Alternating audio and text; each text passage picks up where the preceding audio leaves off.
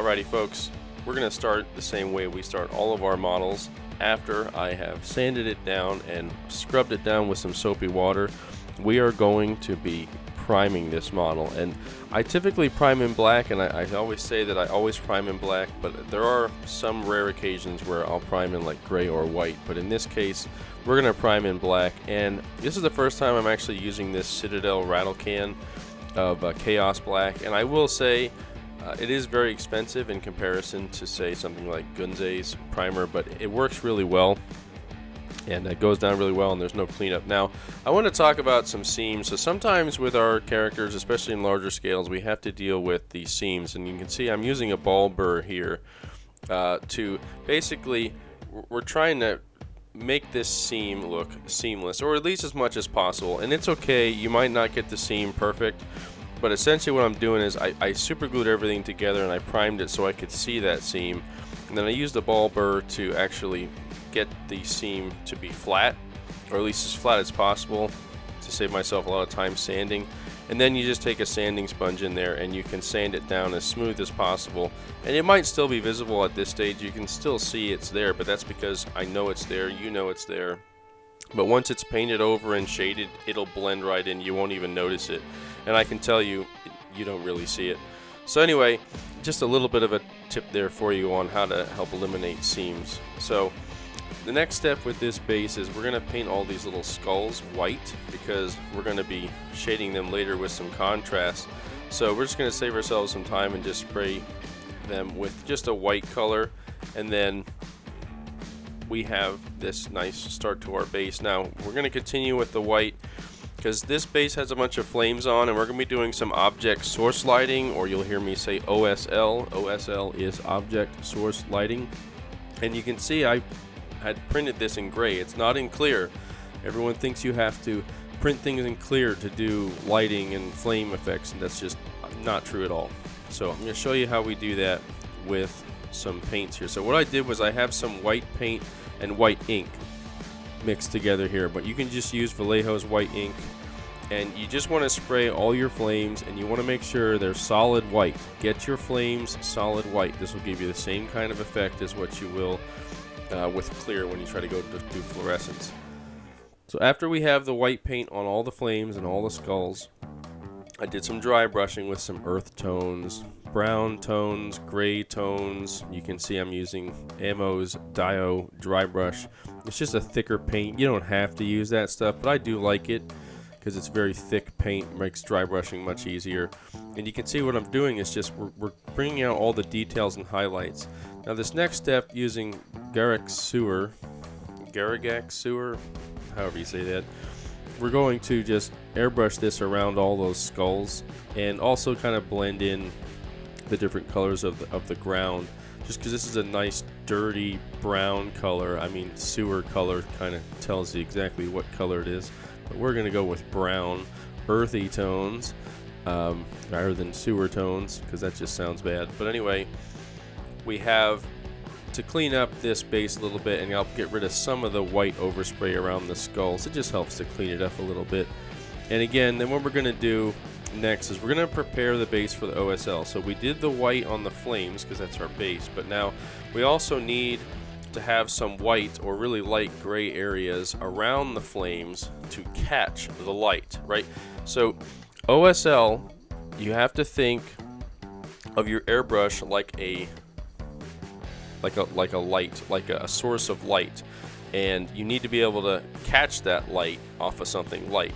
So keep that thought in mind for a moment, and then as I explain what I'm doing here in the background, which is I just took some skeleton horde paint from Citadel, and I'm painting it over the skulls, because there's no better bone color than skeleton horde. It's just a beautiful color, and I'm obviously spraying it with an airbrush. So going back to that thought, I was saying, you got to think of your airbrush like a flashlight, right? You turn your flashlight on, and the light is projected out of one end of it. Well, your airbrush projects paint out of one end of it, and it's really important for this step right here. So I took some AK fluorescent green, which AK's fluorescent paints are absolutely beautiful. I've tried a couple different brands. I like these the best so far.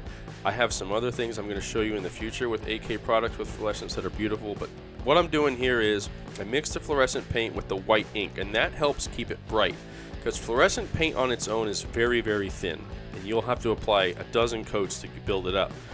But with the inks, it helps really keep it bright, make it look nice. And what we're doing is we're just starting with that fluorescent color, and we're painting over the entire flame, all over that white. And if you remember, like I said, we had prepared the base with some dry brushing of white tones, lighter tones, because that white and light tones, edges, you know, the details that we brought out, they're going to catch, quote unquote, the light that comes from our airbrush, which is the fluorescent paint. The fluorescent paint is the same as the light coming out of your flashlight. That's what we're trying to do here. And what you're seeing is it might look like a mess, but I promise you it's creating what's called an object source lighting effect. And this is a quick and easy way to do it. You can see what I'm doing here on this little cross with the vines and stuff on is I'm highlighting one side of it where it's closest to the flames, and that's because I want that highlighted edge to catch the OSL, just like I said before. So again, I can't repeat it enough. If you want to do OSL from an airbrush, you need to visualize your airbrush like a flashlight, and you need to create lines and prepare your, let's say, your base or your backdrop, whatever it is, to catch the light. You have to prepare it for that. If you just do it over gray and black, you won't see anything. You have to add some highlights in, and then the highlights will grab the OSL. Like you can see here, what I'm doing is now I'm spraying from my airbrush, which if this was a flashlight, it would look exactly the same. You'd see those green highlights there. And here you can see what that looks like. It might look like a bit of a mess, but I'm telling you, this is how you do the effect. And you can always go back and tone down the effect if you want to afterwards, just by cleaning up the areas around it where you think maybe there's too much OSL. That's okay. This next step, I'm taking a mid-tone green, and I've actually used this green back on Eve. If you haven't seen that video, there are links in the description for you. And this is what we're going to do to kind of make the flames look like they're actually flames, not just a bright source of light. So we're going to do all the mid-tones in that Carandras green, and then we're going to take Orc Flesh just on the tips, because this is the same way I did Magic's flames a while back too. Same thing, link in the description below if you haven't seen that. But with Magic, it was the, you know, normal flames, let's call it. It's the yellows and the oranges, and then you do like a dark red on the tip. Well, here we're doing white, you know, fluorescent green on the bottom, mid-tone green, and then a dark green on the tips. And what it does is it makes it look like real fire. Now, here you can see I did print out the flame that's in Spawn's hand in clear, but I want you to see how essentially you can make the same effect as clear on clear resin as you can on solid resin, because you'll notice even in the final photos, I mean, maybe you can see a little bit of a difference, but they glow all the same because I'm using fluorescent paints. And side note, if you hit clear resin or fluorescent paints with UV light, oh man, do they glow. It is gorgeous. Anyway, moving on from the glowing bits, we're going to move on to Spawn's parts. And you can see here what I'm doing is I still have that black primer base, which is exactly why we use this base. It gives us something good, solid to use, create uniform colors, and create shadows if we miss any spots. Or we can just use it to actually make shadows if we want to. You can see I'm just painting this like this is actually a reddish black color from AK. So it's almost like a dark purple, really, but this is the base coat, and then we're gonna do a lot of post shading. So you guys have seen me do plenty of pre-shading in certain models in the past. Again, tons of links in the description for you if you want to go back and check out my other videos. But still, coming from my armor modeling days, you know, where you're pre-shading in just white and black, it's a good start, but post-shading is where I really enjoy doing, because post-shading just gives you so much more, I'm going to say, control, freedom. I mean, I really like post-shading, and that's what we're setting ourselves up to do here. And there's the reddish black, if my camera wants to cooperate. That's the reddish black that you just saw me spraying, but just to show you where it comes from, it's all AK 3rd Gen there.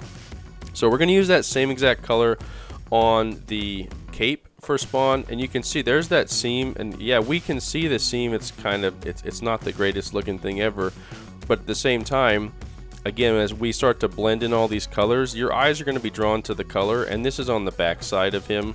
You really won't see it. And again, it's so hard to do capes in such large scales. Now maybe with the new GK3 that's coming, it'll be, you know, a thing of the past, which should be lovely, and I'm really looking forward to that, but we still have a few weeks till that comes out. But anyway, you can see what I'm doing here is I'm just building up highlights. So I started with that same reddish black, and then I started moving up into like red browns, and I actually ended highlights with a root brown color, which is, it's red brown, but it's the German red brown that I used to use for my tanks all the time, especially on the interiors. And you can see I'm just highlighting, especially towards the top, highlighting the creases, and it's just really, it really starts to bring this cape to life. And you notice you don't even see the seam is just kind of, it's there, but you don't really notice it anymore because your eyes are drawn to all the colors and the contrast. And the last step here, I think it was like Caribor Crimson or something like that. I took a contrast paint from Citadel and did all the shadows. So kind of just, again, adding more layers of contrast. So I think there's like 6 colors of red brown. Oh, here's the Caribor Crimson going in. So again, there's like 6 layers of different red browns and red blacks in here to really bring this cape to life. Yes, it might seem like a lot of work to do post shading, but when you get these beautiful results that are really pleasing to the eye, it's worth the time. It's worth having the ability to mix paints, and you can either buy modulating paints, you can buy different sets that have different shades of colors, or you can just mix them yourself. It's not too hard to mix. But you can see here what I did is I did the same kind of post shading even on these smaller parts to create highlights, and you can see there's about, even on these, there's maybe 3 or 4 shades of that same red brown color.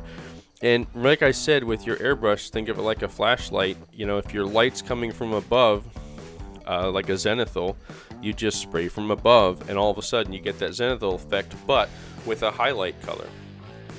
Now, moving on to his skin here, or whatever this is, it's very clearly shown that there's little highlights on it, and there's like almost like white lines on it. So I decided to just use a very similar approach to what I do for like concrete bases and stuff, starting with different shades of gray, and then working my way up towards something a lot lighter like white. And I'm just dry brushing his whole body and making sure I'm going perpendicular to the lines on his body. So like if the line's going horizontally, you brush vertically, because you don't want to go along the lines. You'll just paint in between the lines and it won't look right. You want to try to brush along, like perpendicular to the lines. And you can see what I'm doing here is I'm just working my way up in terms of different colors. Like I'm going lighter. These are the highlights, and I'm essentially bringing the light in from his top and left. And this is a way you can actually do a zenithal without losing all the details underneath, like all the details like underneath his pecs, underneath his ribs, in the muscles. You're not losing all the details. If you just sprayed a zenithal on here with an airbrush, you'd lose all them details. So after the skin, I'm working on the bones that are all over his armor that he's wearing here. And what I did was, because the bones are like a brownish color, and we already painted this a red brown, so that's a really nice base. I just dry brushed on like a very light gray or a white. I think it was actually like bone white color that I used to just dry brush over that. And what it does is it brings out the sharp points and like the edges and highlights in the bone. And then I sprayed over it with Skeleton Horde, and you can see those results there, what it looked like after. I think it might have been 2 coats of Skeleton Horde. And Skeleton Horde won't really ruin the red brown look underneath. It just catches the light, right? That's why we dry brush in like light grays and whites. So again, the Skeleton Horde catches those lighter colors. Now what I did last year was a very small little detail, was I tried to highlight like these little, I don't know what in the world these things are, veins or whatever they are growing up his thing here. I tried to just dry brush those to bring out a little bit of highlight. Same thing on his little pouches. I'm just dry brushing the edges with a very light red brown, the same color I use as the highlight tone on the cape earlier. And again, that just, it brings it all together. All the colors match. It all has, you know, 4 or 5 shades. Now, If you're a collector and you're interested in a model such as this, I just want to tell you about my website over at relentlessstormmodels.com. You can get tons of models over here. I mean, I have over 350 models to choose from, and it's growing by dozens per month as artists come out with new stuff. So please head on over to my website and check out if you're a collector. And if you're interested in actually just painting these models, I do offer kits as well. You're welcome to purchase just a kit. And use code STORMYT2024 at checkout to take 10% off your order. Again, that's relentlessstormmodels.com. And I have both pro-painted models and I have kits for you if you're interested. So moving on, we have some detail painting to do now that we have the airbrushing out of the way with these parts. And you can see I'm just using a silver color over top of these skulls. And just a nice little detail on there. Same thing on these buckles on his armor. Just going to use, I'm pretty sure this is silver. I know gunmetal is one of my favorite colors to use, especially on a darker character, because it's just a little bit darker of a shade of silver, but I'm pretty sure I'm just using silver here. And if you see me using metallics here, most times it is Atom by Ammo's metallics. I tell you what, whether you're airbrushing or brushing, these are becoming my favorite metallics to use, hands down. I mean, I have some others to try, like those Pro Acryls that I haven't tried yet, but I hear good things. But I'm not gonna lie, guys, these Atom Ammo paints, the metallics specifically, they are so good at brush and airbrush painting that you can buy the whole set. Like they sell a metallic set with all the metallic colors in.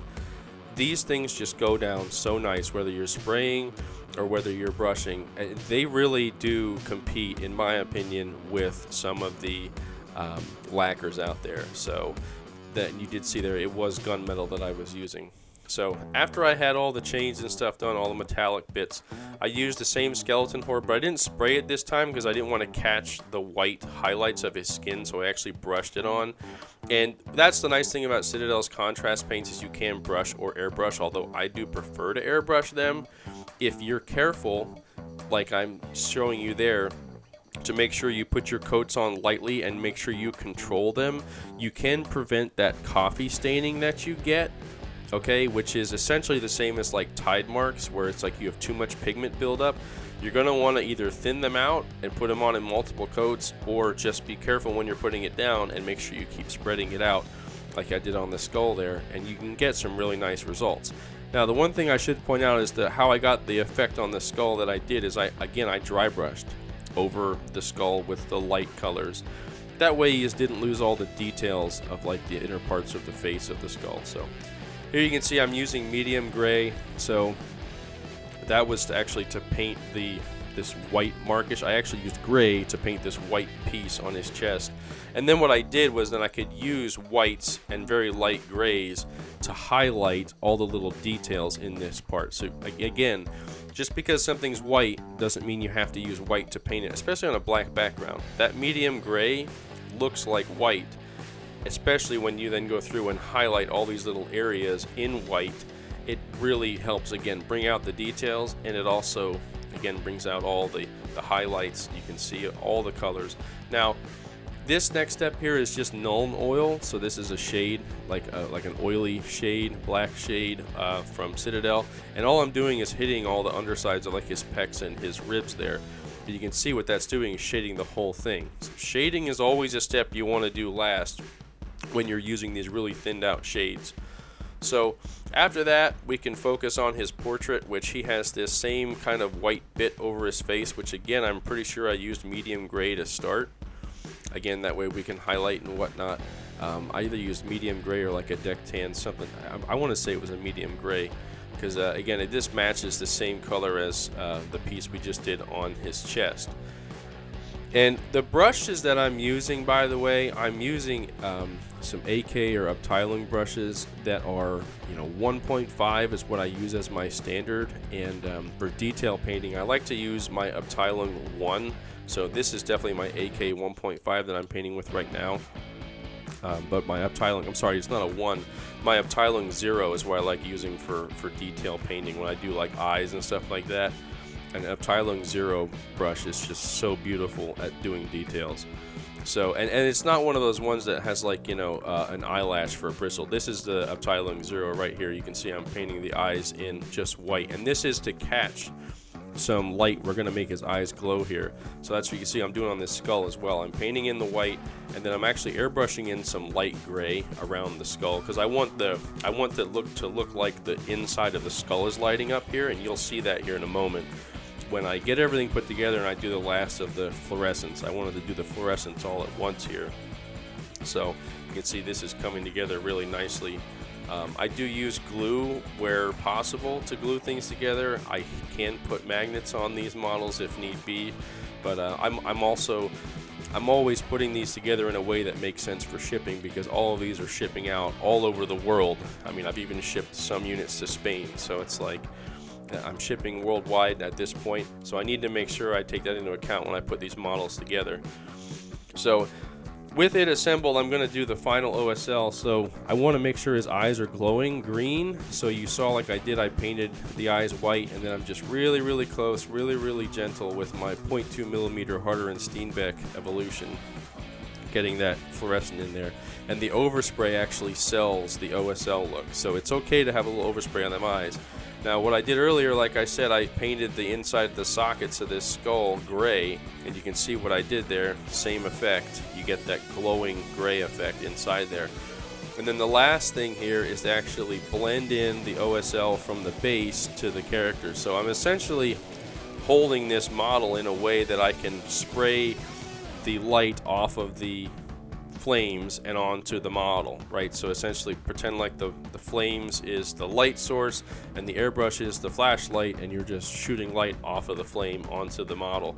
And here we have his last piece of his flame in his hand, and we're doing the same thing. We're using all the work we did earlier to catch the fluorescent green right in his area here under his arm and on his side, and that really sells the glowing effect. It makes it look like your flame is actually projecting light, and that's how you do it.